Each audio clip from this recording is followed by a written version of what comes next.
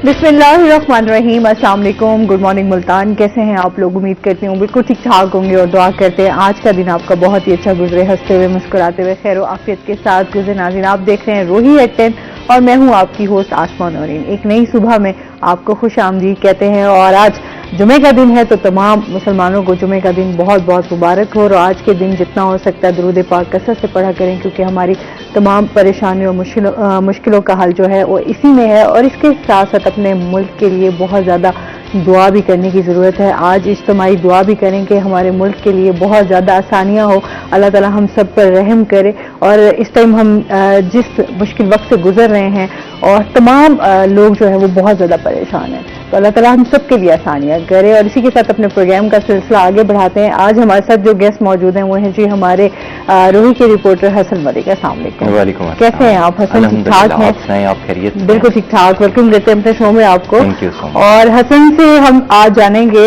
इनकी जो बीट है उससे रिलेटेड इनसे बात होगी। और साथ साथ मौसम की भी अगर बात करें तो आज भी मुल्तान का मौसम जो है वो बड़ा खुशगवार हुआ है, बड़ा खूबसूरत है। और बहुत सारी जगहों पे ऐसे भी मैंने देखा कि इतने ओले बरसे शदीद और इतना नुकसान भी हुआ है, क्योंकि क्लाइमेट चेंज होने की वजह से। जब देखिए ये जून है, कोई सोच सकता है वैसे हसन जून का आपकी जो पहली रात है वो इतनी ठंडी हो?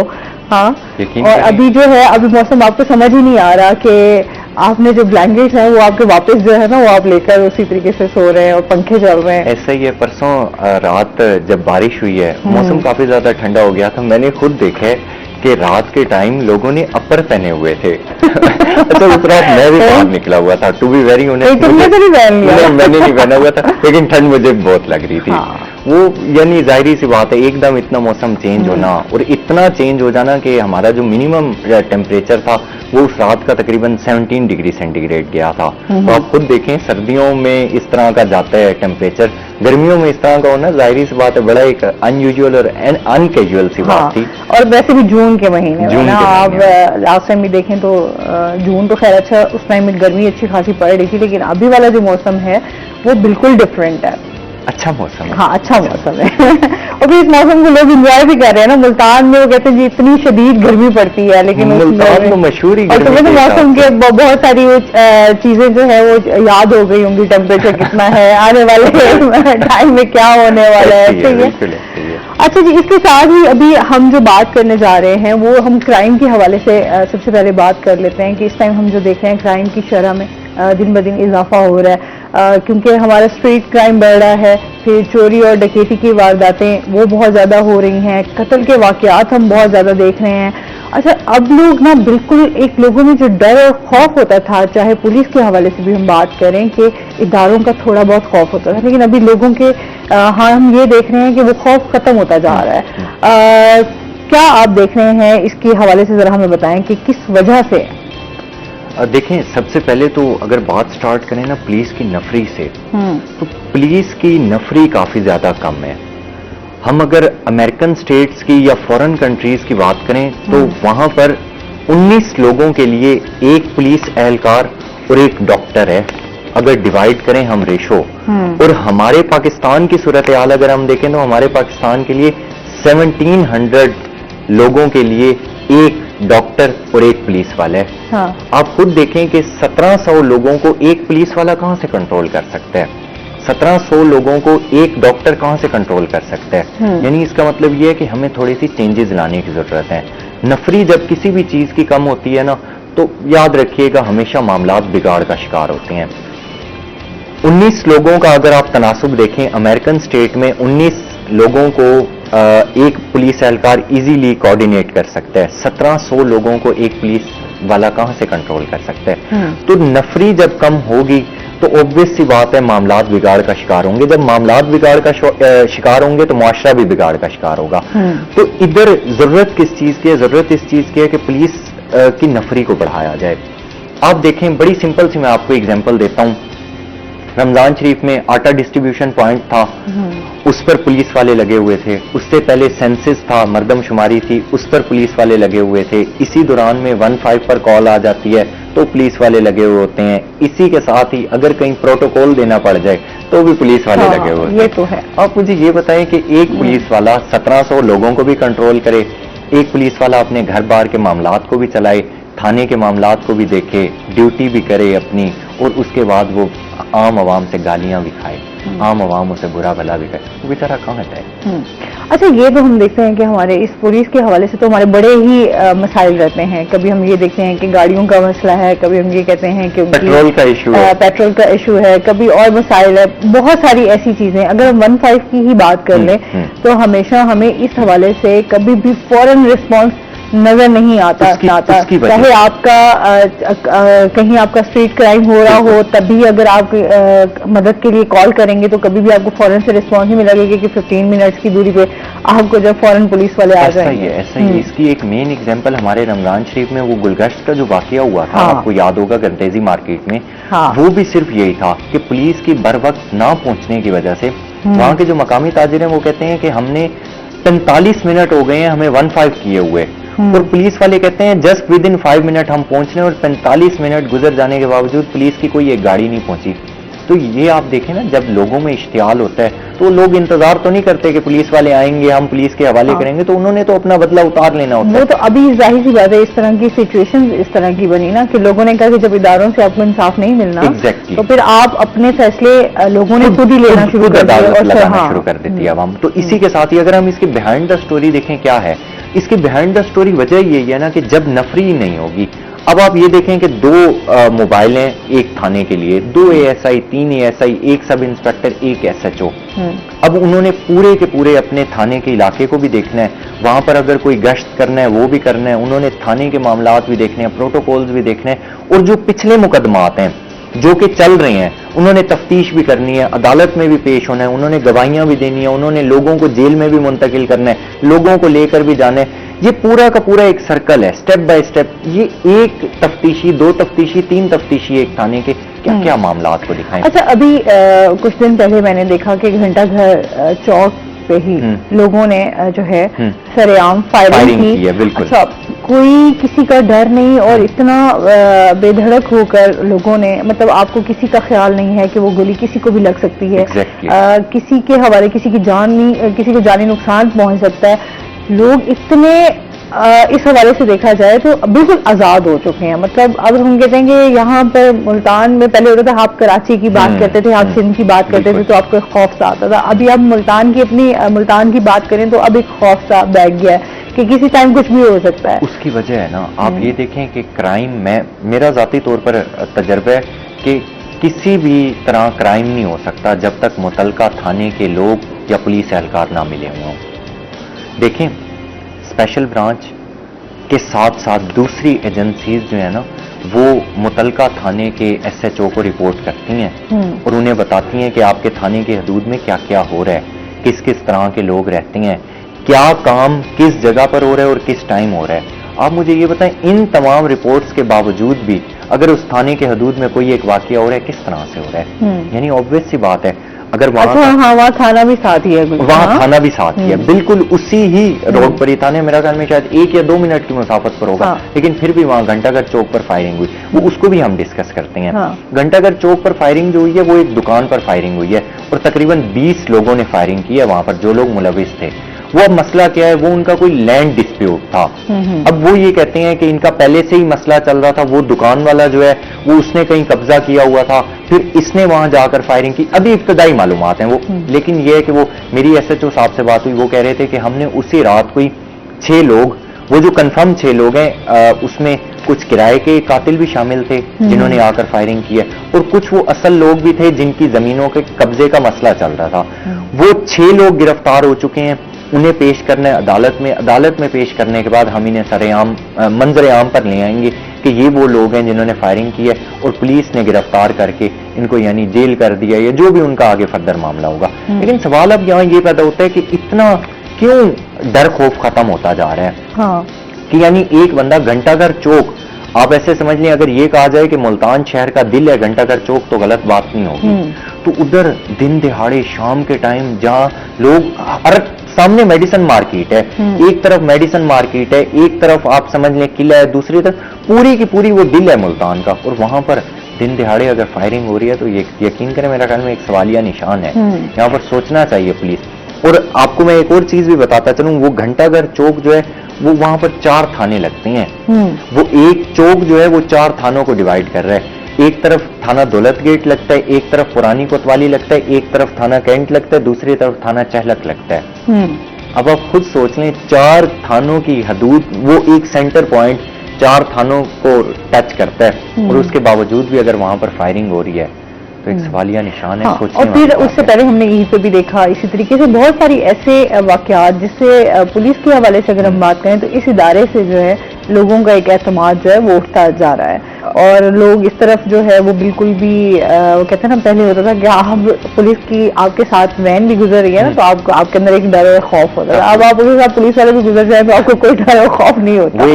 تو وہ چیزیں جو ہیں بنا ہوا تو مذاق ہی ہے, خیر شاید پتہ نہیں آپ کو ہنسی آئے نہ آئے, لیکن وہ فیکٹ ہے ایک. وہ کہتے ہیں کہ باہر ممالک میں جب بھی کوئی جھگڑا ہوتا ہے نا تو وہ جھگڑا کرنے والا اور جس کے ساتھ جھگڑا ہو رہا ہوتا ہے وہ کہتے ہیں آپ یہیں رکیں, آپ اور میں مسئلہ حل نہیں کریں گے, ابھی 1-5 کرتے ہیں یا پولیس کو بلاتے ہیں وہ آ کر مسئلہ حل کرے گی. ہمارے ہاں جب کوئی مسئلہ ہوتا ہے نا لوگ کہتے ہیں یار آپس میں مسئلہ خود ہی سارٹ آؤٹ کر لو, اگر پولیس آ گئی تو معاملہ اور زیادہ یعنی آپ کا میرا مسئلہ اگر 2 لاکھ میں حل ہونا ہے تو پولیس کے آنے کے بعد وہ شاید 4 لاکھ میں بھی حل نہ ہو. تو بہتر یہ ہے آپ اپنا اور میرا مسئلہ یہیں پر ہی حل کر لیں. اچھا, یہ چیزیں ہم لوگ بہت زیادہ دیکھتے ہیں. پھر جس طرح ابھی بات ہو رہی تھی نا کہ ہمارے ہاں جو ہے اگر کہیں چوری اور ڈکیتی کے واقعات ہو بھی جاتے ہیں تو ہم لوگوں کو کبھی بھی اس حوالے سے جو ہے آپ کو رسپانس بھی اچھا نہیں ملے گا, الٹا جو پولیس کا بیہیویئر ہوتا ہے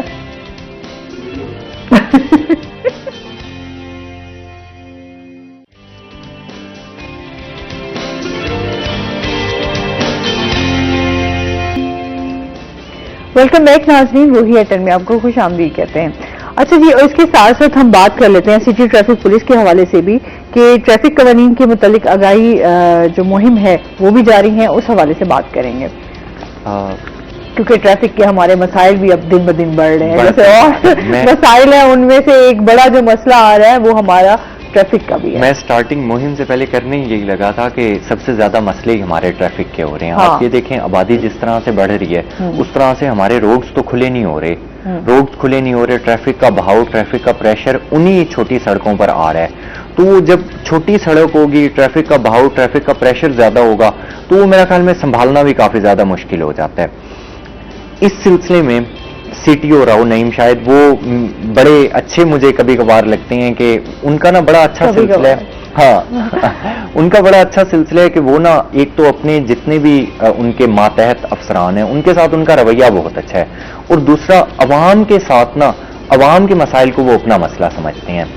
یعنی سپوز کرنے اگر جہاں پر کچہری چوک کی اگر میں بات کروں وہاں پر ٹریفک سگنلز لگے ہوئے ہیں لیکن فعال نہیں ہے, آپریشنل نہیں ہے, لاکھوں روپے کی لاگت سے ٹریفک سگنلز لگے ہوئے ہیں. اسی طرح سے 9 نمبر چوک پر آپ آ جائیں, کتنا ٹریفک کا بہاؤ ہوتا ہے ہر طرف سے, 6 نمبر کا, بوسن روڈ کا, اس کے علاوہ عیدگاہ سے ٹریفک آ رہی ہے, 8 نمبر سے ٹریفک آ رہی ہے, حضوری باغ روڈ سے آ رہی ہے, دولت گیٹ والی سائڈ سے آ رہی ہے. ٹریفک سگنلز ہیں, آپریشنل نہیں ہیں. ان سے جب بات ہوئی تو انہوں نے کہا کہ یار اس کا نا بہترین طریقہ پتہ ہے کیا ہے, اس کا بہترین طریقہ یہ ہے کہ ہم لوگ اس سے بہتر کہ ہم لوگ اپنی نفری بڑھائیں, ہم لوگ روڈ کھلے کریں, لوگوں کو زیادہ ڈیفیکلٹی ہوگی, بہتر یہ لوگوں میں شعور اجاگر کرنا شروع کر دیں. آپ اس طرح کی مہم, آپ اس طرح کی کیمپینز چلانا شروع کر دیں کہ موٹر سائیکل حضرات کو بتائیں کہ یار آپ کی ایکسٹریم لیفٹ لین ہے, آپ رائٹ لین میں نہیں آئیں گے, اور گاڑی والوں کو بتائیں کہ اگر آپ نے اوورٹیک کرنا ہے تو رائٹ لین سے ہی آپ کریں گے, آپ لیفٹ لین سے نہیں کریں گے. جب یہ لوگوں میں شعور اجاگر ہونا سٹارٹ ہو جائے گا کہ لائن اور لین میں کیا فرق ہے, لائن اور لین کا ڈسپلن ہم نے کس طرح سے رکھنا ہے, تو وہ کہتے ہیں ہمارے آدھے سے زیادہ معاملات سٹیبل ہو جائیں گے. تو جب سے انہوں نے چارج سنبھالا ہے تو کبھی ہمیں چوکوں پر نظر آ رہے ہوتے ہیں, کبھی وہ ہمیں رمضان شریف میں اپنے ہی ٹریفک وارڈنز کے ساتھ افطاریاں کرتے ہوئے نظر آ رہے ہوتے ہیں, اور کبھی وہ خود ان کے ساتھ جب ڈسکشن ہوئی تو وہ کہہ رہے تھے کہ یار میں کبھی کبھار نا سول میں جا کر میں خود اپنی گاڑی پر دیکھتا ہوں کہ کہاں پر لوگوں کو کتنے مسائل کا سامنا ہے, کہاں پر ٹریفک بلاک ہو رہی ہے, کہاں پر ٹریفک زیادہ سٹرکٹ ہو رہی ہے, کہاں پر روڈ تو کھلا ہے لیکن ٹریفک کے پرابلمز ہیں, ڈائیورشن کہاں پر ہے. تو وہ کہتے ہیں جب میں خود جا کر پورا گراؤنڈ ریئلٹیز کو دیکھ کر آتا ہوں نا تو مجھے میٹنگ میں لوگوں کو سمجھانا زیادہ آسان ہوتا ہے. اچھا یہ چیزیں اچھے آپ کو انیشیٹیوز لینے پڑتے ہیں اگر آپ نے واقعی لوگوں میں اگر شعور لے کر آنا ہے. اچھا ابھی ہم بات کر لیں بائک کی، جس طرح آپ بات کر رہے ہیں، یہ اس طرح کی مہم جو ہے وہ ہمیشہ جاری ساری تو رہتی ہیں، لیکن پھر بھی کہیں نہ کہیں ہم یہ دیکھتے ہیں کہ لوگ اس حوالے سے کبھی بھی ڈسپلن کا خیال نہیں رکھتے. اچھا پھر ہم اگر بات کر لیں ٹریفک سگنلز کے حوالے پر بھی، تو وہاں پر بھی لوگوں کو اتنی جلد بازی ہوتی ہے، مجھے آج تک ویسے سمجھ نہیں آئی. اچھا خود بھی میں ڈرائیو کرتی ہوں، ہم لوگ بھی ڈرائیو، آپ کو جلدی کہیں جانا پہنچنا ہوتا ہے ایمرجنسی، لیکن آپ ٹریفک سگنلز کا ایٹ لیسٹ خیال رکھیں. لیکن یہاں پر جو ہم دیکھتے ہیں سب سے پہلے جو بائک والے ہوتے ہیں وہ کبھی بھی اس چیز کا خیال نہیں کرتے، اور پھر ٹریفک حادثات کا شکار بھی اسی وجہ سے ہم لوگ دیکھتے ہیں بہت زیادہ ہمارے یہاں پہ ہوتے ہیں. ہم یہی دیکھتے ہیں جو بائک والے ہیں ان کے، اور ساتھ میں ہم رکشہ والے کے، ان کے بہت زیادہ ہیں. گاڑیوں کے بھی حادثات ہوتے ہیں لیکن وہ ذرا کم دکھائی دیتے ہیں بنسبت اگر ہم. سب سے زیادہ بائک والوں کے حادثات کی وجہ یہ ہوتی ہے، آپ یہ دیکھیں کہ اکثریت جتنے بھی بائک والے ہوتے ہیں وہ کم عمر کے ہوتے ہیں، ان کے پاس ڈرائیونگ لائسنس ہی نہیں ہوتا. جب آپ یہ دیکھیں کہ ایک بچہ اپنے گھر سے بائک لے کر نکل رہا ہے اور اس کا والد یا اس کی والدہ، اس کا بڑا بھائی اسے روک ہی نہیں رہے، تو پھر آپ مجھے یہ بتائیں کہ حادثات نہیں ہوں گے تو بچوں نے اپنے ماؤں کو بٹھایا ہوا ہوتا ہے، بہن بھائیوں کو بٹھایا ہوا ہوتا ہے، چھوٹے چھوٹے بچوں نے جن کے پیر زمین پر ابھی نہیں لگ رہے ہوتے موٹر بائک کے بعد، لیکن وہ اتنی تیز رفتاری کے ساتھ جا رہے ہوتے ہیں کہ ایک منٹ کے لیے انسان خود سوچتا ہے یار ان کے والدین، اللہ نہ کرے اگر ان کا ایکسیڈنٹ ہو جاتا ہے تو ان کے والدین پر کیا گزرے گی. اچھا پھر نہیں لوگ دھیان کرتے.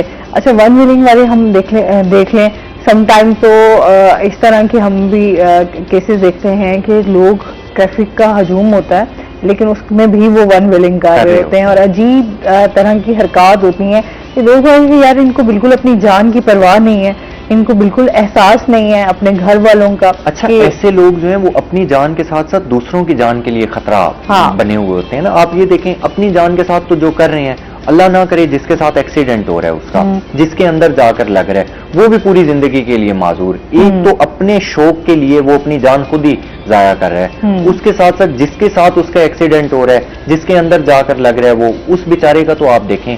آپ بہت سارے کیسز ایسے ہیں. میں اگر آپ کو ایک اپنا پرسنل، ہمارے ایک محلے کا ہی کیس تھا. وہ میرے ساتھ لڑکا کرکٹ کھیلتا تھا، تو وہ اکلوتا تھا اور بہت لاڈ پیار کے ساتھ پلا ہوا تھا. اسے شوق کیا تھا؟ صرف ون ویلنگ کا شوق تھا. ایک مرتبہ ون ویلنگ کے دوران وہ جا کر لگا بس کے اندر، اس کی موقع پر ٹانگ ٹوٹ گئی تھی، بچ گیا، ٹانگ ٹوٹ گئی، 8 ماہ وہ بستر پر پڑا رہا. اس کے بعد جب وہ اٹھا نا، اس نے موٹر بائک بھی سیٹ کروائی. سب کچھ سیٹ کرنے کے بعد بھی وہ پتہ ہے کیا کہتا تھا؟ وہ کہتا تھا یار یہ تو شوق ہے، شوق تو سروں کے ساتھ ہی جاتے ہیں، ایسے تھوڑی جائیں گے. ٹانگ ٹوٹی ہے تو کیا ہوا؟ میرا تو بلکہ اور زیادہ مجھے اس چیز کا اجاگر ہوا ہے شوق کہ میری ٹانگ ٹوٹی ہے. میرا وہ جو ایک ہیزیٹیشن فیکٹر تھا وہ کم ہو گیا کہ ایکسیڈنٹ ہو گیا، جان تو گئی نہیں ہے، ٹانگ ہی ٹوٹی ہے نا، اس کے بعد میں پھر کیا کروں گا. اچھا وہ خود کو پھر بڑھاوا دینے والی بات ہے نا، بڑھاوا دینے والی بات ہے. اس طرح کے لوگ اپنے ساتھ ساتھ اپنے ارد گرد کے جتنے کمپینینز ہوتے ہیں ان کے لیے بھی پرابلم کا شکار ہوتے ہیں نا، کہ دوستوں میں بیٹھیں گے، دوستوں کو وہ بوسٹ اپ کریں گے، کہیں گے کہ یار میری تو ٹانگ ٹوٹی ہے تو کیا ہوا، آپ بھی موٹر سائیکل سے سلنسر اتروائیں، یہ کریں وہ کریں، آئیں ریس کرتے ہیں. تو اس طرح کے لوگ زیادہ پرابلمٹک ہوتے ہیں، زیادہ ڈینجرس ہوتے ہیں، معاشرے کے لیے بھی اپنے لیے بھی. اچھا ہم باہر کے ممالک میں دیکھتے ہیں تو وہاں آپ کو بڑا ڈسپلن نظر آتا ہے. اچھا ٹریفک کے حوالے سے بھی چاہے جو مرضی ہو جائے، آپ وہاں پر رولز کو آپ کو فالو کرنا پڑتا ہے، آپ توڑ نہیں سکتے. اور ہمارے ہاں وہ سمجھتے ہیں رولز کو توڑنا ہی جو ہے نا بڑی کوئی بہادری ہے. آپ کو ایک بات بتاؤں، مجھے پرسنلی طور پر لگتا ہے عوام کو ایجوکیٹ کرنا چاہیے. عوام جب تک ایجوکیٹ نہیں ہوگی اس ٹائم تک ہمارا قانون بھی اچھے طریقے سے امپلیمنٹ نہیں ہو سکے گا. دوسرا، ایک تو عوام کو ایجوکیٹ کریں، دوسرا جو ہے قانون پر گرفت مضبوط ہونی چاہیے. قانون جب اپنا راستہ خود بنائے گا تو کسی کی کیا جرات ہوگی کہ چاہے وہ بڑا ہے چاہے وہ چھوٹا ہے، چاہے وہ امیر ہے چاہے وہ غریب ہے، چاہے وہ کمزور ہے چاہے طاقتور ہے، وہ ایک کٹہرے میں جب کھڑے ہوں گے تو پھر پتا چلے گا کہ نہیں یار ہم نے نہیں کرنا. موٹر وے پولیس والے جو مرضی ہوں. ایک مرتبہ میں ایک سیمینار اٹینڈ کر رہا تھا اور موٹر وے پولیس والوں نے کہا، ہینا ربانی کھر اس ٹائم فورن منسٹر تھیں، وائلیٹ کر رہی تھیں، رول توڑ رہی تھیں، تو موٹر وے پولیس والوں نے انہیں روک لیا. موٹر وے پولیس والوں نے انہیں روکا تو انہوں نے اپنا ان کا جو پی اے تھا یا پی ایس تھا جو بھی تھا، اس نے کہا کہ آپ کو پتہ ہے آپ نے کسے روکا ہے؟ انہوں نے کہا جو مرضی ہے انہوں نے کہا کہ آپ نے وقت کی وزیر خارجہ ہنا ربانی کھر کو روکا ہے. انہوں نے کہا تو کیا ہوا, جس طرح سے وہ اپنی ڈیوٹی کر رہی ہیں ہم بھی تو اپنی ڈیوٹی کر رہے ہیں. آپ لوگ رول وائلیٹ کر رہے تھے, آپ کو چلان بھرنا پڑے گا. آپ لوگ چلان نہیں بھریں گے تو ہم آپ کو نہیں جانے دیں گے, آپ کا یہاں پر چلان ہوگا. تو اس کا مطلب آپ دیکھ لیں, آپ نوٹس کر لیجئے گا اس چیز کو کہ عام ٹریفک سگنلز پر یا عام روڈز پر اتنی امپلیمنٹیشن نہیں ہوتی. جیسے ہی ہم لوگ موٹر وے پر انٹر ہوتے ہیں تو ہم لوگ یہ سوچتے ہیں نہیں یار 120 سے لمٹ کراس نہیں کرنی, اسی کے اندر اندر رہنا ہے, اور جہاں پر روک لیتے ہیں تو ہم ان کے آگے بے بس ہوتے ہیں کیونکہ ہمیں پتہ ہے کہ قانون وہاں پر امپلیمنٹ ہوگا. انہوں نے نہ سننی ہے نہ کچھ کرنا ہے, تو اس لیے بہتر یہ ہے کہ 120 کے انڈر ہی آپ سپیڈ رکھیں, زیادہ بہتر ہے, نہیں تو چلان ہو جائے گا. اچھا پھر وہی بات ہے نا کہ یہاں پر ہمارے اداروں کو بڑا اسٹرانگ ہونے کی ضرورت ہے, اداروں کو اسٹرانگ ہونے کی ضرورت ہے. پھر آپ کہتے ہیں کہ عوام جو ہے وہ آپ کے ساتھ جو ہے وہ کمپرومائز نہیں کرتی یا آپ کے ساتھ تعاون نہیں کرتی, وہ کس طرح کرے؟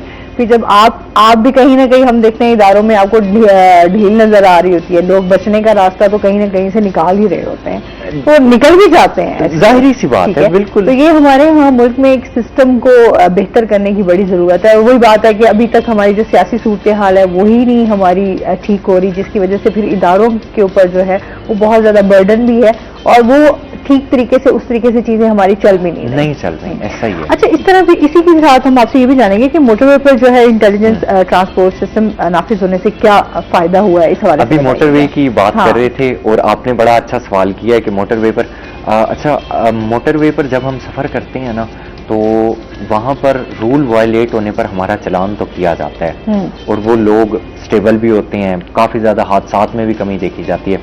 موٹر وے M5 پر اب موٹر وے پولیس والوں نے انٹیلیجنس سسٹم نافذ ہے. وہ انٹیلیجنس سسٹم کیا ہے؟ آرٹیفیشل انٹیلیجنس ہے, مشینز ہیں, تھرو ڈرونز ہیں, کیمراز ہیں, وہ ہر گاڑی کو چیک کرتے ہیں.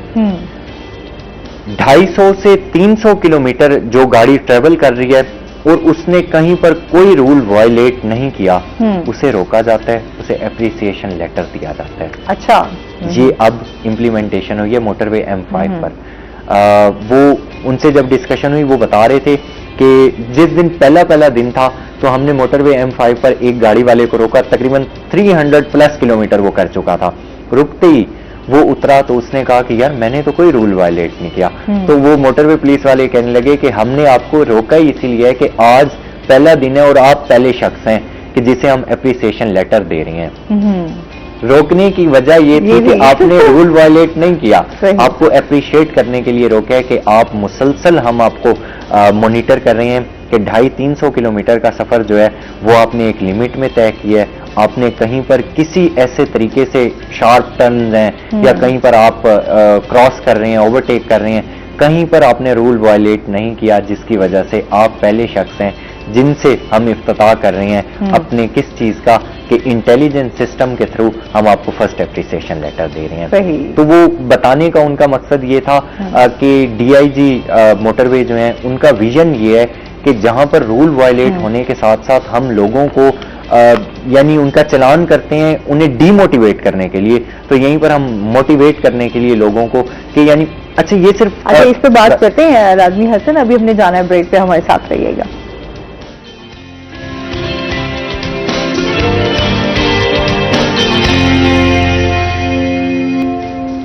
ویلکم بیک ناظرین, روہی ایٹ 10 میں آپ کو خوش آمدید کہتے ہیں. اچھا, بات ہو رہی تھی جس طرح موٹر وے پولیس کے حوالے سے بریک پہ بھی ہم یہی بات کر رہے تھے کہ ہم یہ دیکھتے ہیں کہ موٹر وے جو پولیس ہے ان کی جو کاروائیاں ہوتی ہیں, جو ان کا بیہیویئر ہوتا ہے وہ بہت اچھا ہے. اس ٹائم اگر ہم بات کریں کہ انہوں نے اپنے ڈپارٹمنٹ کے حوالے سے بہت وہ بہتری لے کر آ رہے ہیں, اور اسی طرح چاہیے کہ ہمارے یہاں پر ٹریفک کے حوالے سے یہاں پر بھی بہت ساری چیزیں جو ہیں وہ بہتر ہونے کی ضرورت ہے. دیکھیں نا, ان کی کارکردگی اچھی کیوں ہے, سوال یہ پیدا ہوتا ہے. ان کی کارکردگی اچھی اس لیے ہے کہ ان کا آپس میں زون بہت اچھا ہے. انہیں پتہ ہے کہ امیر ہے, غریب ہے, طاقتور ہے, کمزور ہے, وہ قانون کے نیچے ہے.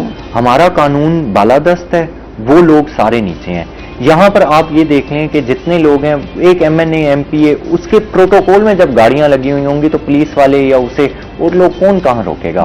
وہاں پر موٹر وے پر اگر کوئی وزیر اعظم بھی گزر رہا ہے تو اس کو موٹر وے پولیس والے تو پروٹوکول نہیں دیتے، اس کے ساتھ جو پروٹوکول ہوتا ہے وہی لگا ہوا ہوتا ہے، اور اسے اگر انسپیکٹر ہے، سب انسپیکٹر ہے، ASI ہے، اگر وہ بھی روکتے ہیں تو وہ پابند ہے کہ وہ قانون کو فالو کرے، تاکہ وہ اس چیز کا پابند نہیں ہے کہ اگر وہ تعارف کروائے اپنا MNA ہوں، MP ہوں اور اسے وہ سلوٹ مار کے جانے دیں۔ قانون ویسے بھی سب کے لیے برابر ہونا چاہیے، تبھی آپ انصاف جو ہے وہ آپ مہیا کر سکتے ہیں۔ اگر آپ کا قانون، ہم یہاں پر دیکھتے ہیں امیر کے لیے تو کوئی قانون نہیں ہے، سارے قانون اور سب چیزیں جو ہے وہ ایک غریب کے لیے جو ہے وہ ساری میں اکثر یہ فکس بات کر دی کرتا گئی ہوں، ہے۔ میں اکثر یہ بات کرتا ہوں، اور میں نے پہلے بھی آپ کے پروگرام میں یہ بات کی ہے کہ قانون ہمارا جو ہے وہ ایک مکڑی کے جالے کی طرح ہے، جہاں پر چھوٹے چرند پرند جو ہیں وہ چھوٹے جو ہیں وہ آ کر مکوڑا پھنس گیا، مکھی پھنس گئی، جب ہاتھی گزرتا ہے تو وہ مکڑی کو بھی مار کے چلا جاتا ہے اور اس کا جالا بھی توڑ کے چلا جاتا ہے۔ ہمارے قانون کی اگزامپل اس طرح سے دی جاتی ہے۔ اور ابھی جو ہمارے حالات ہیں وہ اسی میں یہی تو ہم دیکھتے ہیں کہ بیچارہ جو غریب ہے وہ غریب تر ہو چکا ہوا ہے، Obvious سی بات ٹھیک ہے، اور مڈل کلاس کے جو لوگ ہیں وہ تو بیچارے اسی چکر میں ہی مارے جا رہے ہیں کہ انہوں نے خود کو کس طرح مینٹین کرنا ہے۔ آپ کا ظاہر سی بات ہے لائف سٹائل ان کا جس طرح چل رہا ہوتا ہے بہت مشکل ہو جاتا ہے، اور پھر جو امیر ہے وہ تو پھر کیا ہی بات ہے اس کی، ظاہر ہے۔ اچھا، اس کے ساتھ ساتھ ہم پولیس میڈیکل اسکریننگ کیمپ کے حوالے سے بھی بات کر لیتے ہیں کہ یہ ختم کیوں ہوا ہے؟ اچھا، police screening camp, medical screening camp ہے، یہ IG پنجاب ڈاکٹر عثمان انور کی ہدایت پر یہ میڈیکل کیمپ سٹارٹ ہوا ہے مئی میں سٹارٹ ہوا ہے، یہ پورے پنجاب میں سٹارٹ ہوا ہے، یہ چیک کرنے کے لیے کہ ہمارے پولیس اہلکار جتنے بھی ہیں، صرف پولیس اہلکار نہیں، اس کے ریلیٹڈ جتنے بھی ڈپارٹمنٹس ہیں، ڈولفن پولیس، ایلیٹ، موٹر وے پولیس، اس کے ساتھ آپ آ جائیں PHP پیٹرولنگ ہائی وے پولیس والے، PTC والے، کانسٹیبل یعنی انٹیلیجنس والے، اسپیشل برانچ والے، جتنے بھی ڈپارٹمنٹ ہیں، جتنے بھی پولیس کے انڈر، وہ ان لوگوں کا اسکریننگ کیمپ کرایا جائے، ان لوگوں کا بلڈ ٹیسٹ کیا جائے، جس میں سب سے پہلے hepatitis B C، AIDS, HIV، blood pressure, اور اس کے ساتھ مین بیسک کہ دل کا پرابلم تو نہیں ہے، بلڈ پریشر، شوگر یا کوئی ایسی کرونک ڈیزیز جو انہیں ہونے والی ہو جس کا ایک پولیس اہلکار کو پتہ نہ ہو۔ تقریباً یہ سٹارٹ ہوا ہے مئی کے 8 تاریخ سے سٹارٹ ہوا ہے، اور یہ بالکل ابھی ختم ہوا ہے، تقریباً 20 دن یہ رہا ہے، 29 مئی کو یہ ختم ہوا ہے۔ پولیس لائن میں یہ جاری تھا، ریگولر بیس پر تقریباً 500 سے 600 پولیس اہلکار جو تھے ان کی اسکریننگ کی جاتی تھی، اور موقع پر ہی انہیں بتایا جاتا تھا کہ آپ فٹ ہیں یا انفٹ ہیں۔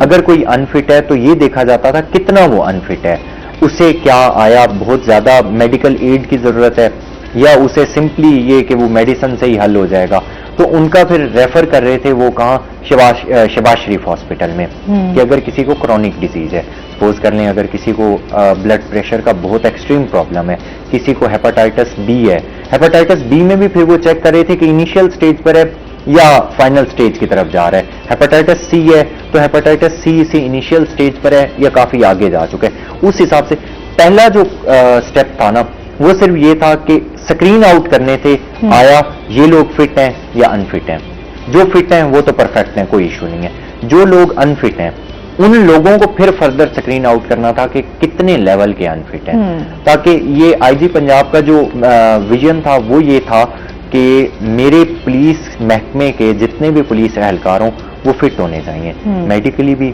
مینٹلی بھی، سائیکولوجیکلی بھی اور فزیکلی بھی۔ اسی لیے یہ میڈیکل کیمپ کا آغاز کیا گیا تھا۔ ملتان کی نفری آلموسٹ ملا کر، ملتان ریجن کی نفری تقریباً 9000 کے قریب تھی، اور ملتان ڈسٹرکٹ کی اگر بات کریں تو ملتان ڈسٹرکٹ کی تقریباً 6,500-7 ہزار کے قریب نفری تھی۔ تو یہ تقریباً 20 دن مسلسل یہ کیمپ جاری رہا ہے، اور ملتان ریجن کے، ملتان ڈسٹرکٹ کے جتنے بھی پولیس محکموں کے لوگ تھے، وہ بڑے افسر سے لے کے ایک کانسٹیبل تک، ایک سپاہی تک، تمام لوگوں کا ٹیسٹ ہوا ہے، سکرین آؤٹ کیا گیا ہے کہ کتنے لوگ پرفیکٹ ہیں اور کتنے لوگوں کو میڈیکلی ایڈ کی ضرورت ہے۔ چلیں جی، بہت شکریہ حسن آپ کا، آپ ہمارے ساتھ ہمارے شو کا حصہ بنے، اور اس کے ساتھ ہی ناظرین ابھی ہم نے جانا ہے بریک پہ، ہمارے ساتھ رہیے گا، جب ہم بریک سے واپس آئیں گے تو ہمارے ساتھ کچھ اور گیسٹ موجود ہوں گے۔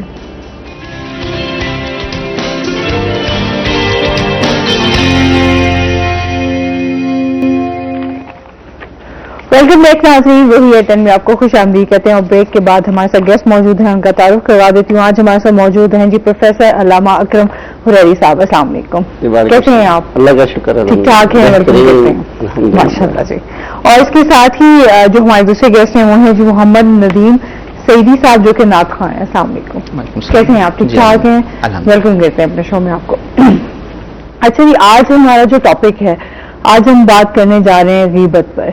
कुरान और हदीस की रोशनी में जानेंगे अल्लाह ताला ने क्या फरमाया है, इसकी क्या सजा है, इस हवाले से बात होगी। और इसके साथ ही अब नाते रसूल मकबूल सल्लल्लाहु अलैहि वसल्लम भी सुनेंगे। जी, गीबत के हवाले से सबसे पहले बात कर लेते हैं। बिस्मिल्लाहिर्रहमानिर्रहीम।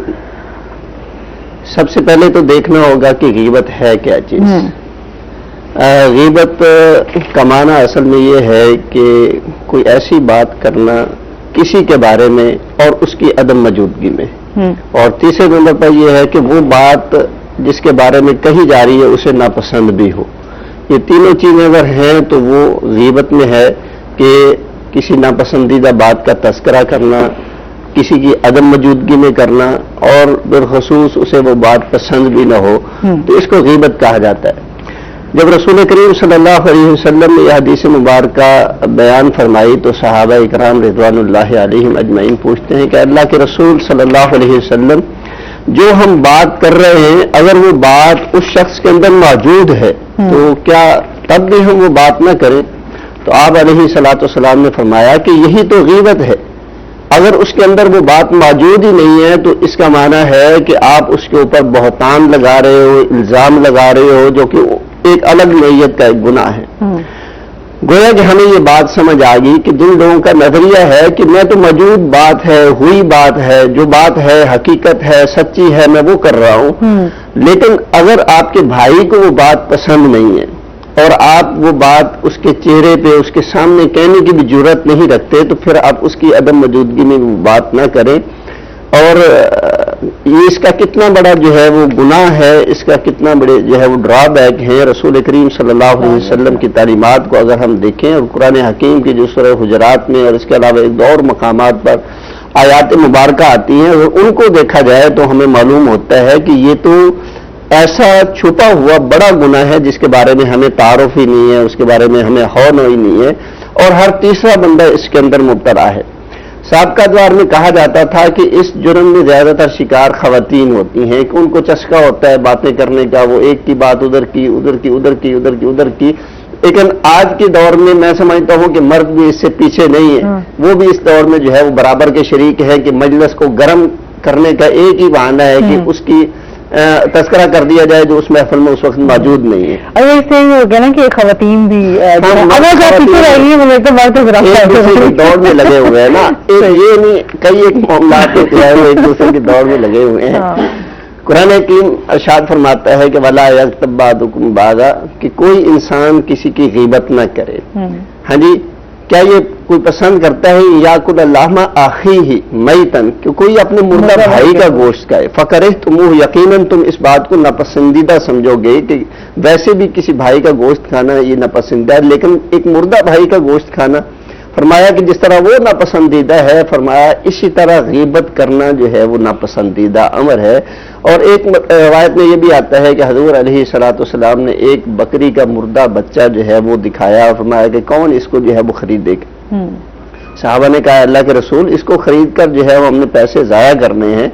फरमाया कि ये उसी तरह है कि इंसान जो है वो किसी की गीबत करता है और उसके बाद जो है वो उसे खाता है, जो कि यकीनन दोनों चीजें जो है वो महाल है।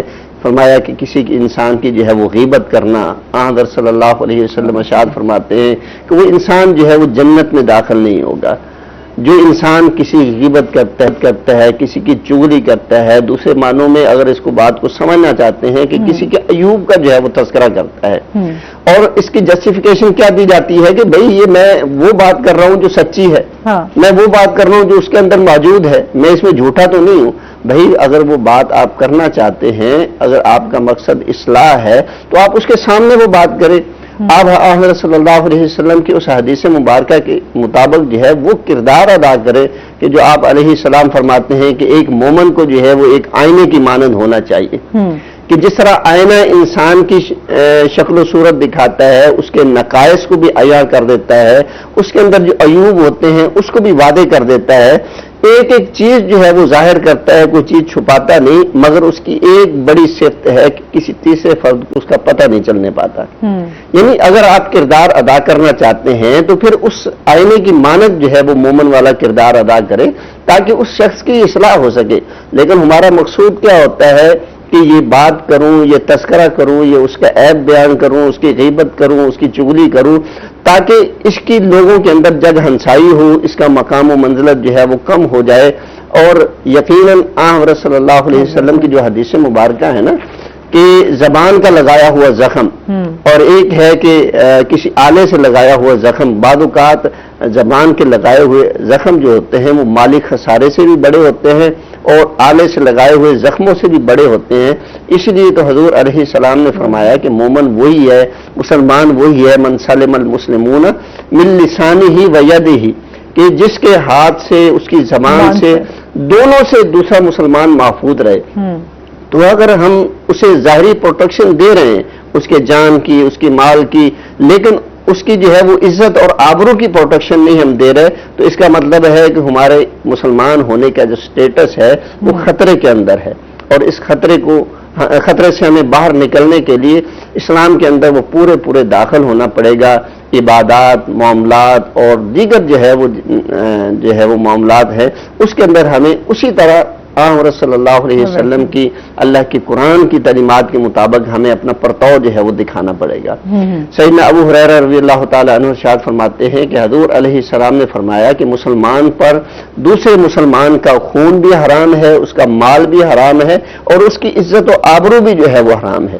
اس حدیث مبارکہ کا مطلب یہ ہے کہ جہاں انسان کسی کا خون کرنے سے ڈرتا ہے، کسی کا مال دبانے سے ڈرتا ہے، اسی طرح اس کی عزت و آبرو پہ حرف لانے سے، اس پر سوالی نشان کھڑے کرنے سے بھی اپنے آپ کو اس گناہ کے آلودہ ہونے سے بچائے، کیونکہ یہ بھی اسی طرح جو ہے وہ گدلا ہو جاتا ہے۔ جیسے مال انسان کا لٹ گیا تو انسان بے آسرا ہو جاتا ہے، انسان کا خون ہو گیا تو وہ زندگی سے ہاتھ دھو بیٹھتا ہے۔ اسی طرح اگر اس کی عزت و آبرو کے اوپر سوالات کھڑے ہو جائیں تو اس کا معاشرے میں سٹیٹس ہی جو ہے وہ ختم ہو جاتا ہے اور انسان ایسے سمجھتا ہے کہ میں اپنے آپ کو ختم ہی کر دوں، میری تو عزت نہیں ہے، میری جو ہے وہ آبرو ہی نہیں رہی، لوگوں کے ہاں میرا مقام ہی نہیں رہا۔ اچھا، جب یہ بات آتی ہے تو پھر کچھ چیزیں ایسی آ جاتی ہیں کہ ان چیزوں کا ظاہر کر دیا گیا ہے اور ان کا ظاہر نہ کیا جائے تو اس وقت جو ہے وہ سچویشن کیا ہوتی ہے۔ بعض اوقات سمجھتے ہیں کہ یہ چیز ظاہر کرنی ضروری تھی۔ ہاں، حضور علیہ الصلوۃ والسلام کی جو تعلیمات ہیں ان کا خلاصہ ہمیں بتلاتا ہے کہ جہاں پہ اجتماعی مفادات کو زد ہو رہی ہو، اجتماعی مفادات کو نقصان پہنچ رہا ہو، وہاں پہ آپ اس خیر خواہی کے پیش نظر کہ عام لوگ اس سے بچ سکے، کوئی اگر کسی کا دوستی کے ضمن میں کسی کی عزت لوٹنے والا ہے، دوستی کے بہانے میں جو ہے وہ کسی کا مال ہتھیا لیتا ہے، دوستی میں اتنا ٹرسٹ ہے لیکن وہ جو ہے اس کو جو ہے وہ جمع تفریق کے اندر اس کو ہاتھ لگا جاتا ہے، تو پھر اس لحاظ سے ایک اجتماعی فائدہ ہے، اس کے حلقے احباب کے لوگوں کو خیر خواہی کے ناطے سے بتانا جو ہے وہ ضروری ہے تاکہ وہ اس کے نقصان سے یا جو نقصان پہنچانا جاتا ہے، پہنچانے کی جو ہے وہ غرض رکھتا ہے، اس سے اپنے آپ کو محفوظ رکھ سکے۔ تو یہ ایک صورت جو ہے وہ الگ آ جاتی ہے، لیکن اس میں بھی خیر خواہی کا جو ہے وہ پہلو نمایاں ہے۔ پھر اگر کسی کا عیب چھپا لیتا ہے انسان، کسی کے جو ہے وہ کوئی بات اس کی ناگوار اس کی سامنے آتی ہے، اس کو چھپا لیتا ہے، ہضم کر لیتا ہے، تو حضرت صلی اللہ علیہ وسلم ارشاد فرماتے ہیں کہ یہ اتنا بڑا عظیم اس کا جو ہے وہ اجر ہے کہ اللہ رب العزت کل قیامت کے دن اس کے عیوب کے اوپر پردہ ڈالیں گے۔ وہ ستار ہے، وہ پردہ پوشی کرنے والا ہے، تو جو انسان کے عیب دنیا میں چھپے رہ گئے، عین ممکن ہے کہ اللہ رب العزت اس کے روضے قیامت بھی ایوب کو جو ہے وہ چھپائے رکھیں۔ اچھا، یہاں پر ہم پروفیسر صاحب یہ دیکھتے ہیں کہ لوگوں کا یہ کیونکہ ہمارے ہاں معاشرتی برائیاں جو ہیں وہ بہت تیزی سے پھیل رہی ہیں، پھر جیسے غیبت ہے تو یہ بھی، اچھا کچھ لوگ تو اس کو جس طرح مذاق اڑانے میں بھی لوگ جو ہے وہ غیبت میں ہی شمار کیا جاتا ہے، جس طرح آپ کسی کے بارے میں اگر کوئی بات کر رہے ہیں یا مذاق اڑا رہے ہیں تو وہ غیبت میں ہی شمار ہوگا۔ حجرات کو اگر دیکھیں نا، جہاں پہ اللہ رب العزت نے جس آیت کریمہ میں اس کا تذکرہ کیا ہے غیبت کا، اس سے پہلے بالکل قریب ہی جو ہے وہ تذکرہ کیا کہ کوئی انسان کسی کا مذاق نہ اڑائے. اچھا پھر اس سے پیچھے جو ہے وہ تذکرہ کیا ہے کہ کسی کے بارے میں بدگمانی نہ کی جائے. اچھا دیکھیں اسٹیپ بائی اسٹیپ یہ چل رہے ہیں. غیبت اس وقت انسان کرتا ہے جب کسی کی جو ہے وہ بدگمانی اس کے دل میں آ جاتی ہے, برا گمان اس کے بارے میں آ جاتا ہے. اب یہ ایک انسان ہے, کسی کو جو ہے وہ کسی سے بات کرتے دیکھتا ہے تو اپنے اندر ہی ایک سٹوری کریٹ کرنا شروع کر دیتا ہے. اچھا یہ اس کے اندر یہ چکر ہو سکتا ہے, یہ معاملہ ہو سکتا ہے. پھر ایک سٹوری کریٹ کی اس نے, ایک کے سامنے تذکرہ کیا, پھر دوسرے کے سامنے تذکرہ کیا. اچھا وہ 5% 10% جو ہے وہ سٹوری بڑھتے بڑھتے ایک بڑی چیز اختیار کر دیتی, گویا کہ مرغی کے ایک پر سے پوری مرغی جو ہے وہ نکل آتی ہے, یعنی بات کرتے کرتے وہ اتنی بڑھ جاتی ہے. تو یہ مذاق اڑانا بھی اسی ضمن میں آ جاتا ہے. بلکہ اس ضمن میں ایک روایت میرے ذہن میں آ رہی ہے کہ آن صلی اللہ علیہ وسلم کی موجودگی میں سیدہ ام المومنین میں سے ایک ہیں. دیکھیں صحابہ کرام حضور علیہ الصلوۃ والسلام کے ساتھی جتنے, ان کے ذریعے سے اللہ رب العزت نے ہماری تربیت فرمائی ہے.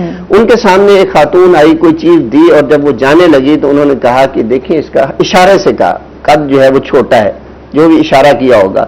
آپ علیہ الصلوۃ والسلام نے فرمایا کہ یہ آپ نے اس کی غیبت کی ہے. گویا کہ زبان سے اگر ادا نہیں کیا, اشارے سے ہی اس کا جو ہے وہ مذاق اڑا دیا ہے, تو وہ بھی اس غیبت میں شمار ہو گیا. کہ اگر اس انسان کو پتہ چلے کہ اس نے میرے بارے میں کہا ہے کہ اس کا قد چھوٹا ہے, تو وہ کیا سمجھے گا. کسی کی عزت و احترام کا, اس کی خواہشات کا, اس کی امیدوں کا اللہ رب العزت نے اس قدر اہتمام فرمایا ہے کہ کوئی بھی کسی کے بارے میں ایسی بات نہ کرے جو وہ سمجھے کہ اس سے میری عزت کم ہو رہی ہے, یا اس نے یہ بات کی ہے مجھے دکھ پہنچایا ہے. کوئی لنگڑا آدمی ہے تو اس کو جو ہے وہ اس کے لیے کئی معروف معنی ہیں کہ الفاظ ہیں اس کے لیے, اس جو مخاطب کیا جا سکتا ہے. لیکن اگر کوئی کہے ہاں بھی لنگڑے ادھر آ, ہاں بھی لنگڑے یہ کام کر لے, تو وہ بندہ ہیریٹیٹ ہو جاتا ہے. وہ یقیناً اس کو جو ہے وہ اچھا فیل نہیں کر رہا ہوتا, اور وہ اس رویے کی وجہ سے جو وہ ذہنی کوفت اٹھا رہا ہوتا ہے, اس کے بدلے میں وہ بات کرنے والے کو کیا مل رہا ہوتا ہے. حضور علیہ الصلوۃ والسلام نے ارشاد فرمایا ہے, صحابی رسول عرض کرتے ہیں حضرت عبداللہ بن عمر بن عاص رضی اللہ تعالی عنہ, اس طرح حضرت عبداللہ بن عباس رضی اللہ تعالی عنہ سے روایت ہے کہ یہ نیکیوں کو جو ہے وہ کھا جاتی ہے.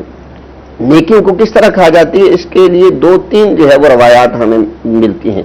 کہ اسی طرح جو ہے حضرت حسن بصری رحمہ اللہ فرماتے ہیں کہ یہ غیبت کرنا جو ہے وہ اس طرح ہے جیسے انسان کو کوئی بیماری لگی ہو, انسان کے جسم کو جو ہے وہ خارش کی بیماری لگی ہو, اور وہ خارش کر کر کے اپنے جسم کو جو ہے وہ برا حال کر دیتا ہے. فرمایا اسی طرح انسان کی جو نیکیاں ہیں ان کو یہ غیبت والا امر ایسے کر دیتا ہے کہ اس کو کھریج کے جو ہے اس کی جو ہے وہ نیکیاں برباد کر دیتا ہے. بالکل, اس پہ مزید بھی ہم آپ سے جانیں گے.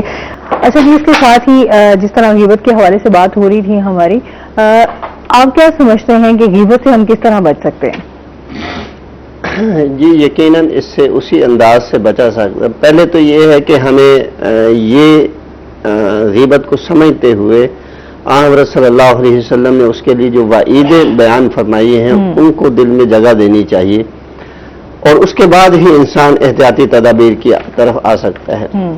تو اللہ رب العزت کے جتنے بھی قوانین اصول ہیں ان کی اگر پاسداری انسان کرنا شروع کر دے, کسی کے بارے میں مثبت جو ہے وہ سوچنا شروع کر دے, اسی طرح جو ہے اللہ رب العزت نے نماز کا, روزے کا, دیگر عبادات کا, معاملات میں سچ کا, حسد سے بچنے کا, ہاں جی وعدے کے پورے کرنے کا, کسی کی عزت و احترام کرنے کا, یہ ساری تعلیمات ہمارے دلوں میں آئیں گی تو یقیناً ہم جو ہے وہ غیبت اور چغلی سے بچ سکیں گے. اور پھر دوسرا یہ کہ ہمیں یعنی تعلیمی اداروں میں, اور بالخصوص پہلا جو تعلیمی ادارہ ہمارا گھر ہے, وہاں سے ہمیں یہ پرورش مل جائے کہ بھئی کسی کے بارے میں اگر بات کرنی ہے تو اچھی بات ہی کرنی ہے, دوسری بات نہیں کرنی. پھر ان کو یہ ورت دی جائے کہ اگر ہم دوسروں کے بارے میں بات کریں گے تو گویا کہ ہم اپنی ورت کو کم کر رہے ہیں, اپنے آپ کو جو ہے وہ گھٹا رہے ہیں, کم کر رہے ہیں, اپنی عزت کو جو ہے وہ مٹی میں ملا رہے ہیں. پھر حضرت صلی اللہ علیہ وسلم کی جو اس سلسلے میں تعلیمات ہیں ان کو جو ہے باور کروایا جائے. رسول اللہ صلی اللہ علیہ وسلم جو ارشاد فرماتے ہیں کہ غیبت, چغلی, حسد اور اس طرح کسی کو گالی دینا, کسی کا مال ہڑپ کرنا, کسی کا خون بہانا, کسی کی عزت سے کھیلنا, یہ ایسے امور ہیں کہ انسان قیامت کے دن جو ہے وہ ننگا ہو جائے گا، اپنی نیکیوں سے خالی ہو جائے گا۔ بڑی معروف حدیث مبارکہ ہے کہ حضرت صلی اللہ علیہ وسلم نے اپنے ساتھیوں سے پوچھا کہ اتدرون من المفلس، کیا تم جانتے ہو کہ مفلس انسان کون ہے؟ رسول کریم صلی اللہ علیہ وسلم کے سامنے صحابہ اکرام رضوان اللہ علیہم اجمعین فرماتے ہیں کہ اللہ کے رسول من لا درہم لہ ولا دینار لہ، یقیناً وہی انسان مفلس ہے جس کے پاس روپے پیسہ نہ ہو، درہم و دینار نہ ہو۔ فرمایا کہ نہیں، وہ انسان نہیں ہے، اصل میں مفلس انسان وہ ہے جو من یاتی یوم القیامت بصلاۃ وزکوٰۃ وصیام، اس طرح آپ علیہ الصلوۃ والسلام نے انسان کی نیکیوں کا تذکرہ فرمایا اور اس کے ساتھ ارشاد فرمایا کہ ویاتی قد شتم ھذا وضرب ھذا واخذ مال ھذا، اس طرح آپ علیہ السلام نے 5 چیزوں کا جو ہے دیکھو اس کو مزید ہم اس کو آگے جاری رکھیں گے۔ ناظرین ابھی ہم نے جانا ہے بریک پہ، ہمارے ساتھ رہیے گا۔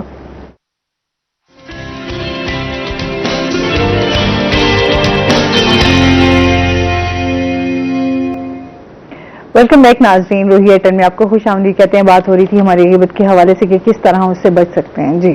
جی بات کر رہے تھے کہ اس حدیث مبارکہ میں 5 چیزوں کا تذکرہ حضور علیہ الصلوۃ والسلام نے فرمایا ہے، تو ان میں سے ایک بات ہے وقد قذف ھذا، کہ اس نے کسی پر تہمت لگائی ہوگی۔ چغلی کے جتنے بھی معاملات ہیں، غیبت کے جتنے بھی معاملات ہیں، ان میں سے 50% انسان جو ہے وہ کسی پہ تہمت لگا رہا ہوتا ہے، الزام تراشی کر رہا ہوتا ہے، وہ بات ہوتی نہیں ہے یا بات معمولی سی ہوتی ہے، اس کو بڑھا چڑھا کر جو ہے وہ اتنا پیش کر دیتا ہے کہ وہ اگلا آدمی ان الزامات کی زد میں ہی پوری جو ہے وہ اپنی زندگی جو ہے وہ تباہ کر بیٹھتا ہے۔ حضور علیہ السلام فرماتے ہیں کہ کل قیامت کے دن یہ دونوں چیزیں، نماز، روزہ، حج، زکوٰۃ، اور دوسری طرف یہ کسی کا مال کھانا، کسی کو گالی دینا، کسی کے اوپر تہمت لگانا، کسی کا خون بہانا، کسی کی عزت و آبرو سے کھیلنا، یہ معاملات جب ہوں گے تو وہ کیا ہوگا کہ وہ افراد جو ہے وہ تقاضا کریں گے تو اللہ رب العزت اس انسان کی نیکیوں کو ان کے اندر جو ہے وہ بانٹ دیں گے۔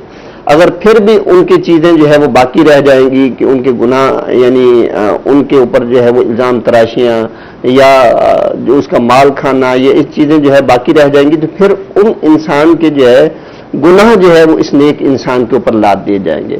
تو آپ صلی اللہ علیہ وسلم فرماتے ہیں کہ اصل میں مفلس انسان وہ ہے جو کل قیامت کے دن اپنی نیکیوں سے جو ہے وہ ہاتھ دھو بیٹھے گا۔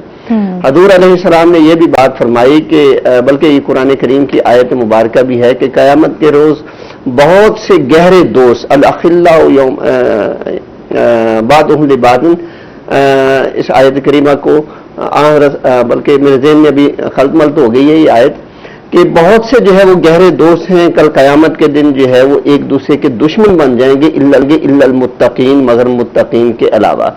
یعنی وہ کیوں دشمن بن جائیں گے کہ وہ اس لیے کہ دنیا میں تھے، ایک دوسرے کی غیبت کرتے تھے، ایک دوسرے کی جو ہے وہ چغلی کرتے تھے یا ایک دوسرے کے ساتھ گناہوں میں شریک ہوتے تھے، تو قیامت کے روز جو ہے وہ اس سے تقاضا کرے گا، وہ اس سے تقاضا کرے گا، اور جو ہے نا وہ آپس میں یہ نہیں کہہ سکیں گے کہ بھیا آپ تو میرے بڑے اچھے دوست ہو۔ لیکن متقین کا معاملہ یہ ہوگا کہ انہوں نے نہ تو کسی کو زد پہنچائی ہوگی اور نہ ہی جو ہے وہ کسی کو نقصان پہنچانے کی غرض سے انہوں نے دنیا میں ایسی زندگی بسر کی ہوگی۔ تو ایک اور روایت حضور علیہ السلام نے اس کے بارے میں ارشاد فرمائی کہ آپ ایک مرتبہ جو ہے وہ گزر رہے تھے قبرستان کے پاس سے، قبر کو اشارہ کرتے ہوئے آپ علیہ السلام نے، حضرت عبداللہ بن عباس رضی اللہ تعالیٰ عنہ اس کو روایت کرتے ہیں کہ فرمایا کہ اس قبر والوں کو جو ہے وہ عذاب ہو رہا ہے۔ آپ علیہ الصلوۃ والسلام نے فرمایا کہ بڑی چیز کی وجہ سے ان کو عذاب نہیں ہو رہا بلکہ 2 چھوٹی چیزوں کی وجہ سے عذاب ہو رہا ہے۔ تو آپ علیہ السلام نے ان کا جو ہے وہ تذکرہ فرماتے ہوئے ارشاد فرمایا کہ ایک وہ ہے جو انسان جو ہے وہ اپنے بول و براز یعنی پیشاب وغیرہ کی چھینٹوں سے اپنے آپ کو محفوظ نہیں رکھتا تھا، اور دوسرا وہ انسان ہے وکان یمشی بن نمیمہ، جو انسان چغل خوری کرتے ہوئے جب بھی چلتا تھا ادھر چغلی کی، ادھر غیبت کی، ادھر جو ہے وہ عیب بیان کیا، ادھر کسی کی عزت اچھالی، یعنی اس کا یہی مشورہ ہوتا تھا۔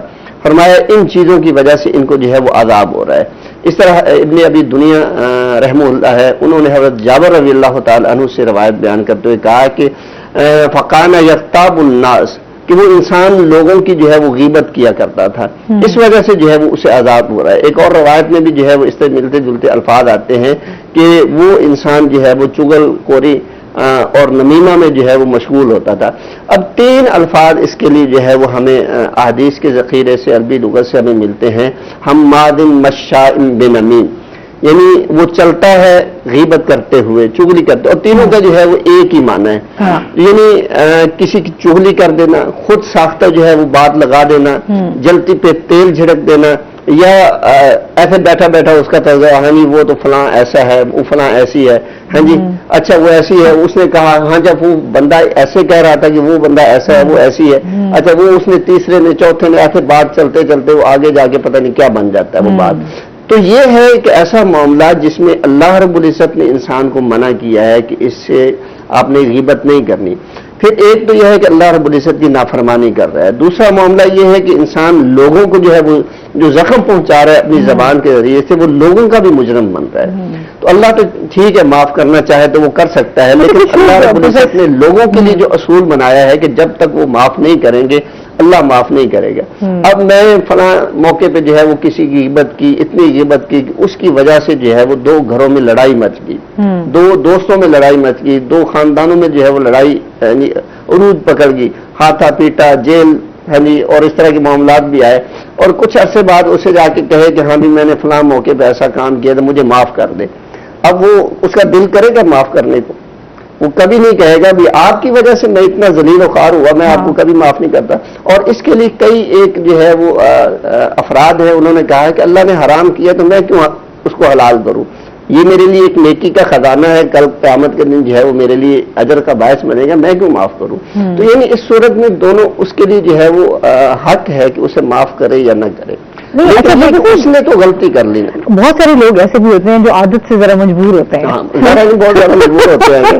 اچھا کچھ لوگوں کی میرا تو خیر پرسنل ایکسپیرینس بھی ہے کہ کچھ لوگ چاہے ان چیزوں کو جانتے ہوئے بھی، بہت لوگ ایسے ہوتے ہیں جو نمازی پرہیزگار بھی ہوتے ہیں، لیکن اس کے باوجود جو ہے وہ کہیں نہ کہیں اس طرح کی چیزیں کر رہے ہوتے ہیں جو کہ بہت ہم غلط کر رہے ہوتے ہیں.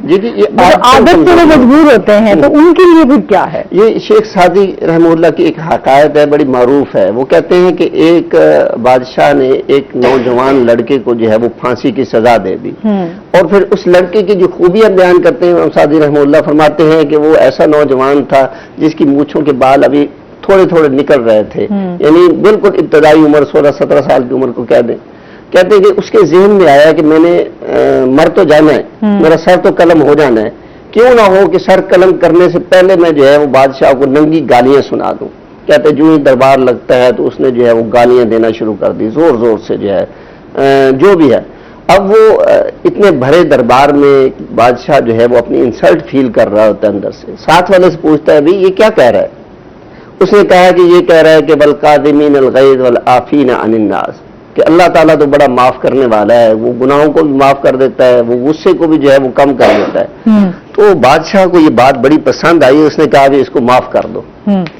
اب ایک ہے کریکٹر یہ جو اس نے رول کیا ہے. ایک کالر لے لیتے ہیں. السلام علیکم. السلام علیکم جی اشفاق صاحب. ہیلو. السلام علیکم. وعلیکم السلام جی، کیا کہنا چاہیں گے؟ اشفاق صاحب ہے ہمارے ساتھ. جی میں اشفاق کا ہوں. جی جی پروفیسر صاحب سے ایک چھوٹا سا سوال ہے میرا. جی آپ ہمارے غیبت کے بارے میں جانتا ہوں کہ غیبت بہت بڑا ہوگا، اور غیبت تو ہوتے کسی کے پیٹ پیچھے بات کرنا. اگر جو لوگ بات پیٹ پیچھے کرتے ہوئے غیبت ہے وہ بہتان بھی ہے.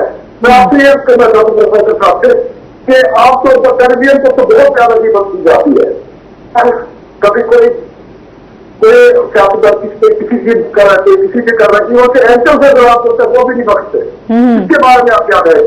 کیونکہ اسی کو دیکھ کر ہمارے بچے سیکھ رہے ہیں. غیبت ٹیلی ویژن پر کی جاتی ہے، وہ کسی جگہ پر نہیں کی جاتی. سب سے بڑا غیبت کا جو پریشان ہے وہ ٹیلی ویژن پر ہی دھیان دیا جاتا ہے.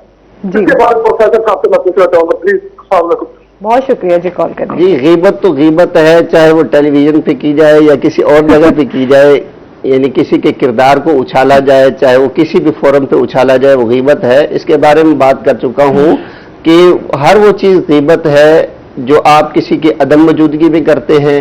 وہ بات اس بندے کی جس کی غیبت کی جا رہی ہے اس کو پسند نہیں ہے وہ بات، یعنی کہ یہ بندہ یہ بات کرے، تو یہ ساری غیبت میں زمرے میں آ جاتی ہے. اور اگر یہ نہیں ہے تو پھر بہتان ہے، اور بہتان کی ایک الگ سزا جو ہے وہ شریعت نے مقرر فرمائی ہے. جی اس میں مزید ہم بات کرتے ہیں. غیبت کے حوالے سے بات ہو رہی تھی. اچھا ہم ابھی بریک میں بھی یہی بات کر رہے تھے کہ کچھ لوگوں کا ہوتا ہے کہ جس طرح آپ ایک فار فن کے لیے آپ اکٹھے بیٹھے ہیں یا کوئی اس طرح کی بات کر رہے ہیں تو وہ بھی غیبت میں ہی شمار کیا جائے گا، مطلب اس کی بھی آپ کو جو ہے بالکل. میں نے ابھی ایک روایت رکھی ہے نا کہ حضور علیہ السلام کے سامنے کوئی خاتون آئی، اس نے کچھ دیا اور پھر وہ جب جانے لگی تو فرمایا کہ اس کا اشارے سے کہا کہ اس کا قد چھوٹا ہے. دیکھیں وہ کس نیت سے انہوں نے کہا قد چھوٹا ہے، لیکن آپ علیہ السلام نے فرمایا کہ یہ بھی غیبت ہے، آپ نے غیبت کی ہے اور اس طرح جو ہے وہ نامناسب ہے کہ کسی کو اس کا کوئی عیب، جسمانی عیب ہے، اس کی وجہ سے آپ تانا دیتے ہیں، اور اس طرح جو ہے وہ اس کے اندر کوئی صفاتی عیب ہے اس وجہ سے آپ اسے تانا دیتے ہیں، تو وہ اس کو نہ برا لگتا ہے، ناپسندیدہ معلوم ہوتا ہے، تو وہ سارا غیبت میں ہی شمار ہو. الا یہ کہ وہ ایک استثنائی صورت میں نے ابتدا میں رکھی ہے کہ خیر خواہی کے ناطے سے زیادہ لوگوں کو بچانے کے لیے اس کے شر سے، اس کے فساد سے، وہ ایک الگ سچویشن ہوتی ہے. لیکن یہ ہے کہ ویسے اگر کسی کا گلہ شکوہ، کسی کو لگائی بجائی بات کرنا تو وہ نامناسب. اب دیکھیں ایک مجھے بات ذہن میں آ رہی ہے، کال لے لیتے ہیں. السلام علیکم. وعلیکم السلام. جی نورین ہے ہمارے ساتھ. میں فرزانہ. اچھا فرزانہ بات کر رہی ہیں جی، کیا کہنا چاہیں گی؟ ہاں میں نے انکل سے یہ بات کرنی ہے، اگر کوئی ہم سے ادھار پیسے مانگتا ہے تو ہم اس کو پیسے دے دیتے ہیں، پھر اس کا دل نہیں کرتا دینے کو، اس کا کیا مطلب ہے؟ اس کا تو یہی مطلب ہے کہ وہ نیت میں بہت خرابی ہے. اچھا جی یہ جو پیسے کسی نے ادھار مانگے ہیں، اخلاقی اور شرعی فریضہ تو یہی ہے کہ اس کو وقت کے اوپر جو ہے وہ پیسے واپس کرنے چاہیے، وعدے کو بھی پورا کرنا چاہیے، اور کسی نے آپ کے ساتھ احسان اور نیکی کی ہے تو اس کا بھی جو ہے وہ اچھا صلہ دینا چاہیے، نہ کہ وہ آئندہ کے لیے توبہ طائب ہو جائے کہ میں یہ نیکی کبھی نہیں کروں گا. اچھا یہ تو وہ کہتے ہیں نا جو آپ کسی کو پیسے دے رہے ہوتے ہیں تو وہ تو اس سے پیسے نکلوانا یہ بڑی غنیمت ہے، مطلب جان جھکوں کا کام ہے کسی سے پیسے نکلوانا. اب ابھی اگر آپ نے جو آپ کی اپنی محنت کی کمائی اور میں کہتا ہوں ادھار کسی سے لینا آسان ہے، لیکن کسی سے آپ اپنا قرضہ لینا چاہتے ہیں تو واپس ہی انتہا درجے کا مشکل کام ہے، اور لوگ آگے سے اچھا بات تو ہے ہمارے ٹاپک سے الگ ہے، لیکن اس سلسلے میں وہ سوال کیا ہے تو میں بتاتا چلوں. ایک تو یہ ہے کہ حضور علیہ السلام نے فرمایا کہ قرض لینے والا اگر نیت کر لیتا ہے کہ میں قرض کو واپس کروں تو اللہ اس کے لیے اسباب پیدا کرتے ہیں. وہ جو جس نے قرض لیا اگر وہ سن رہا ہے تو یہ بات جو ہے وہ ذہن میں رکھے کہ اگر اس نے نیت کر لی ہے کہ میں قرضہ اس کو واپس کروں گا تو اللہ رب العزت اس کے لیے اسباب پیدا کر دیتے ہیں کہ وہ اپنی زندگی میں قرضہ اپنے وقت پہ جو ہے وہ قرضہ واپس کر لیتا ہے. اور قرضے دینے والوں کے لیے جو ہے اگر صبر کرتے ہیں تو اللہ رب العزت ان کا پیسہ جتنی دیر کسی کے پاس رہتا ہے اتنی دیر اس کو صدقے میں شمار فرماتے ہیں، گویا کہ وہ اس کی ایک نیکی ہے جو پنپ رہی ہے. تو اس حوالے سے دونوں کو شریعت جو ہے وہ تسلی دیتی ہے. اس سے اچھے انداز سے جو ہے وہ تقاضا کرتے رہیں کہ وہ پیسے آپ کو واپس کرے، جو بھی اس کے لیے جو ہے وہ ہلا بہانا چارہ ہو سکتا ہے. تو اگلے بندے کو بھی سوچنا چاہیے اور دینے والوں کو بھی جو ہے وہ تھوڑا سا صبر کا اور مہلت کا جو ہے یہ بھی ذہن میں رکھنا چاہیے کہ صبر بھی کرے. اگر وہ مہلت لینا چاہتا ہے تو اس کو وہ مہلت بھی دے دیں تاکہ اگلے وقت میں وہ پیسے واپس جو ہے وہ لوٹا سکیں. کچھ لوگ تو اگر آپ کسی کی ہیلپ کر دیتے ہیں تو کچھ لوگ تو بھول ہی جاتے ہیں کہ اس میں جی بھول جاتے ہیں. مجھے یاد ہے مجھ سے ایک دفعہ کسی نے پیسے واپس لیے اور میں نے ایک دو دفعہ جب اس سے پوچھا تو اسی دفعہ کہا کہ آپ معاف نہیں کر سکتے، اللہ آپ کو اجر دے گا. آپ بار بار ہی پوچھنے لگے، آپ اپنے اسٹیٹس کو دیکھیں اور یہ پیسے مانگتے آپ اچھے لگتے. میں نے کہا اللہ کے بندے میں اپنے دیے ہوئے پیسے مانگتا ہوں اور آپ جو وہ کیا کہہ رہے ہیں. اچھا نہیں مطلب لوگ یہ نہیں کہتے ہیں اچھا یار آپ نے پیسے اگر آپ نے اس ٹائم قرضہ سمجھ کے آپ نے بعد میں آپ کہتے ہیں کہ یار آپ پیسے واپس کیوں مانگ رہے اگر آپ نے ہیلپ کی تھی تو یہ بھی وعدے کا جو ہے وہ تعلق ایسا ہے کہ اللہ رب العزت اپنے کلام حمید میں ارشاد فرماتے ہیں کہ ان العہد کان مسئولا. یہ وعدہ ایک ایسی چیز ہے کہ کل قیامت کے دن اللہ نے یہ پوچھنا ہے کہ آپ نے کسی کے ساتھ کمٹمنٹ کی تھی، وعدہ کیا تھا، وہ کسی بھی معاملے میں ہے تو وہ اللہ رب العزت اس کے بارے میں پوچھیں گے اور آپ لوگ جواب دہ ہوں گے. تو بہتر ہے کہ ہم لوگ دنیا میں اس معاملے سے خلاصی حاصل کر کے اس دنیا سے چلے جائیں. اور قرض والا معاملہ تو ویسے ہی بڑا بیان ہے کہ آپ صلی اللہ علیہ وسلم نے اس کی نماز جنازہ تک ادا نہیں فرمائی اور اللہ رب العزت اس کو معاف نہیں فرمائے گا جب تک انسان اس کو معاف نہ کر دے. تو اس حوالے سے جو ہے وہ ہمیں سوچنا چاہیے کہ اچھا ایک اور بھی سوال ہے. ہمارے ساتھ ایک کالر موجود تھے بریک میں، انہوں نے یہ بات کی ہے کہ جس طرح ہم کسی کے بارے میں بات کر دیتے ہیں, آیا اگلے بندے کو پتا ہوتا ہے کہ وہ جس کے بارے میں بات کی جا رہی ہے وہ ایسا نہیں ہے, لیکن پھر بھی آپ کے دماغ میں کہیں نہ کہیں شک و شبہات جو ہیں وہ جنم لے لیتے ہیں اور آپ اس کے بارے میں ویسے ہی سوچ لیتے ہیں جیسے کہ اس کو بتایا جا رہا ہوتا ہے. تو اس کا اس طرح سے گمان کرنا, آیا یہ کیا یہ کہلاتا تو ہے؟ ایک تخلیق ہے نا, کہ آپ نے ایک آئیڈیا تخلیق کیا کہ میں اس کو جو ہے وہ کیسے ذلیل و رسوا کر سکتا ہوں. اب اس میں سے وہ اس کی اپنی باتیں بھی ڈھونڈ سکتا ہے, اپنے طرز پہ بھی اس کا یہ رویہ ہوتا ہے, اپنے سے خود ساختہ ایک سٹوری بھی بنا سکتا ہے. اسی لیے قرآن حکیم ارشاد فرماتا ہے الزام کے حوالے سے بالخصوص یہ بہتان نہیں ہے, یہ بہتان میں شامل کہ انسان ہاتھ اور پاؤں کو یعنی پورے جسم سے وہ سوچ و بچار کر کے جو ہے وہ کہتا ہے کہ ہاں اس کو میں نے کس طرح پس کرنا ہے. تو مقصد کیا ہوتا ہے؟ اس کی ذلت اور رسوائی, اس کی جگ ہنسائی. تو جب یہ مقصد ہوگا تو پھر انسان کا ہر ایک سٹیپ, چاہے وہ غیبت ہے, چاہے کسی اوپر الزام تراشی ہے, تو وہ انسان کے لیے وبال ہی وبال بنتا چلا جائے گا. اس لیے جو ہے وہ ہمیں ہر طرح کے ظلم اور تعدی سے اپنے آپ کو جو ہے وہ بچانا چاہیے. میں کہتا ہوں کہ نماز, روزہ, حج, زکوٰۃ یہ ٹھیک ہے انسان کو مسلمان بناتے ہیں, لیکن اگر حضور علیہ السلام کی بتائی ہوئی اس حدیث کے مطابق اگر ہم مسلمان نہیں بنتے تو ہم یقیناً مسلمان نہیں ہیں. کہ المسلم من سلم المسلمون من لسانہ و یدہ, کہ زبان سے اچھا بولے, آپ کی زبان کے اچھا بولنے کی وجہ سے وہ آدمی خوش ہو. آدمی کے پاس جو بھی سٹیٹس ہے, جو بھی اختیار ہے, چھوٹا ہے یا بڑا ہے, اس اختیار کے اندر اس کے دائرہ اختیار میں جتنے بھی لوگ آتے ہیں وہ اس سے خوش دکھائی دے, تو پھر انسان جو ہے وہ خوش ہے, اس ظلم سے بچ سکتا ہے. بہت شکریہ پروفیسر صاحب, بہت اچھا لگا ہمارے شو کا حصہ بنے اور بہت ساری باتیں آپ سے سیکھنے کو بھی ملی. کوئی میسج دینا چاہیں ہمارے ویورز کو؟ بس یہ کہنا چاہوں گا کہ یہ ایک ایسا غیبت ایک ایسی پوٹلی ہے جس میں آپ نیکیاں ڈال رہے ہیں اور دوسری طرف سے سوراخ ہے اور وہ نیکیاں اس طرف سے نکلی جا رہی ہیں. تو غیبت کو اگر ہم کرنا بند کر دیتے ہیں تو گویا کہ پوٹلی کے اندر جو سوراخ پیدا ہو چکا ہے ہم اس کو بند کر دیتے ہیں اور ہماری نیکیاں جو ہے وہ محفوظ ہونا شروع ہو جائیں گی. تو جو اتنی محنت کر کے ہم نیکیاں کرتے ہیں اس کو محفوظ ہی ہونا چاہیے اور کل کو قیامت کے دن ہمارے لیے اجر و ثواب کا باعث بنے. یہ نہ ہو کہ ہم جو ہے وہ نیکیوں سے خالی ہو جائے. اللہ تعالیٰ سے یہی دعا ہے کہ اللہ تعالیٰ ہمیں غیبت چغلی سے محفوظ رکھے. آمین. بہت شکریہ جی. نہیں, آپ کو بھی بہت شکریہ. جاتے ہوئے آپ سے نعت رسول مقبول صلی اللہ علیہ وآلہ وسلم سنیں گے اور اس کے ساتھ ہی ناظرین آج کا پروگرام یہیں پہ ختم ہوا. اپنا بہت سارا خیال رکھیے گا, دعاؤں میں یاد رکھیے گا. انشاءاللہ زندگی نے ساتھ دیا تو صبح آپ سے پھر ملاقات ہوگی. اللہ حافظ.